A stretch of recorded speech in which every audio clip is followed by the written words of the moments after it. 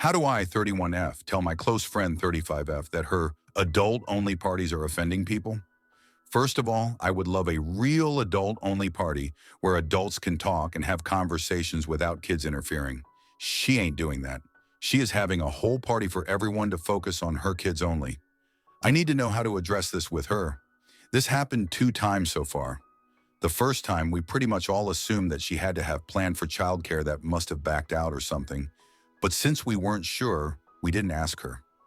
I think everyone felt awkward believing they were paying babysitters for an adult night and then having to have her kids at the dinner table, and them very actively part of the evening needing to be entertained. 2 young kids. Then it happened again. She sent out events for a dinner party in the evening with adults only on the invitation. Then when we got there, she had set up all these kids' games everywhere. She arranged the night around everyone kind of playing with her kids, and I could tell everyone felt awkward because people just wanted to have an adult night talking. But she had promised the kids that everyone would participate in the games they had set up and ask everyone if they wouldn't mind playing with the kids. I know that several people who attended the last event were very bothered by having to do this. People were whispering on the side about how they had to pay a babysitter for the night and would have rather bring their kid along, and the kids could have just played games together if it's a family event.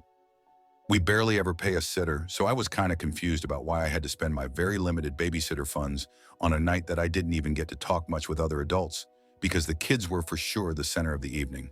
She even stopped everyone to gather around to look at the kids' recent art projects and tell stories and sing. Is this normal in other circles? What would you do if this was your friend? If I do say something, how would you explain this so that the person isn't mad or feels like you just don't like their kid? She was mad because everyone left early and she had catered the event, but I think people didn't want to stay and preferred to just go back to their kids because they felt a little disrespected by the way things went. People are saying they don't want to hang out with her anymore. IDK what to do. Update August 14th, 2024. Hi everyone, I never expected so many people would have been interested in this situation, but I think it helps me feel vindicated that the situation was just as strange as I had perceived it to be. I wanted to wait for the kids to get back into school so we could discuss it in person. And luckily, I didn't even have to bring it up because someone else did bring it up to her, and she was eager to tell me that people were mad, and she didn't know what the problem is with what she did. I was able to get through to her, I'll call her Katie in this post, and also understand her perspective, understand, not agree with, which I'll try to explain here the best I can. I cannot remember every detail of the conversation, but can paraphrase all the key parts. 1, she had been upset because one of our friends, Molly, was taking care of her toddler while Katie's kid kept trying to show her something. Katie noticed this and felt bad that her daughter just wants to share things with people she thinks of as her family, aunts. We are just friends, but the kids call each other aunts and each other's kids cousins. So she wanted to build a stronger relationship between her kids and her close friends. She thought that us spending time with her kids away from our kids would be the way for us to show her kids better attention. This is especially important to her because she is an only child, her parents are dead, her husband is an only child and his parents are dead. Her children have no biological family. She is worried about what will happen to them if she died, etc. Her mom died when she was a teenager and she feels anxious about her health. 2, she doesn't feel that other people's kids need the same type of bond with her because our kids have biological aunts, uncles, and cousins. She thinks they should be able to go spend time with their biological family and assume that we were all sending our kids to our family and not paying a babysitter. She has no understanding of what it's actually like and romanticizes it. She was shocked to find that my siblings don't just drop their lives to babysit my kid. People who have siblings still pay babysitters and did for her parties.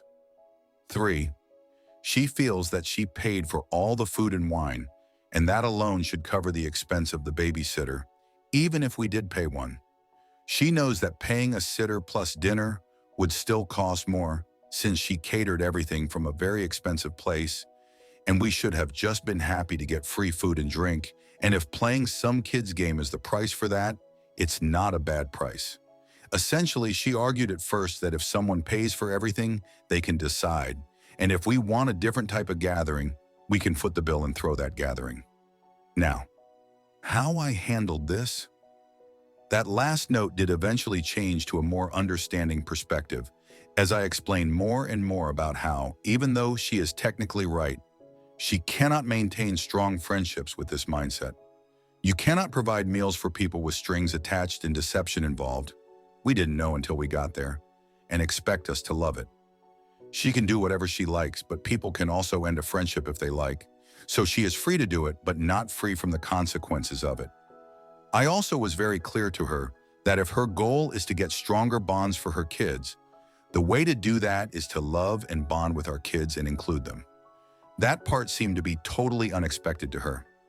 I had to explain that people will be so upset by the fact that she isn't including their kids in kid events or isn't accepting that a parent needs to take care of their own kid first before focusing on hers, that they won't even want to be part of her family because that isn't what a family is.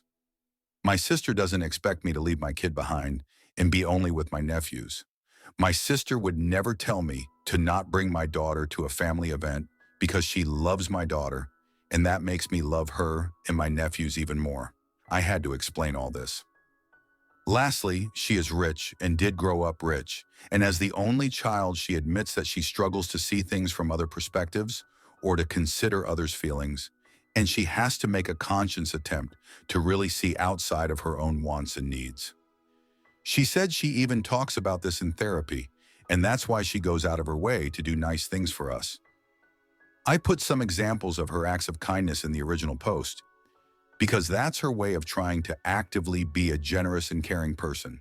She did cry as expected, especially when she was talking about her kids not having any family and her mom and dad dying, and I'm very glad I did not mention it at the parties like everyone suggested, because I would have never wanted her to do that in front of people. It goes deep and she needs therapy to continue working on it. Overall, she did come around to the realization that she needs to alter her way of thinking about it and do things differently if she wants to achieve what she claims. She continued to reiterate how much her kids love me and how much she does love my kid too. She said she wants to do things the right way. She just is frustrated because what makes sense to her doesn't make sense to other people. But she accepts that it's her who will need to fix her way of thinking. A lot of crying and some arguing, but overall, it does appear that we are still friends. We hugged, and she said she is going to do something nice for everyone and their kids.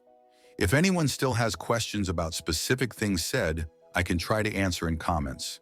Appreciate everyone's help. I felt much better going into it knowing that I was not wrong for standing my ground on this.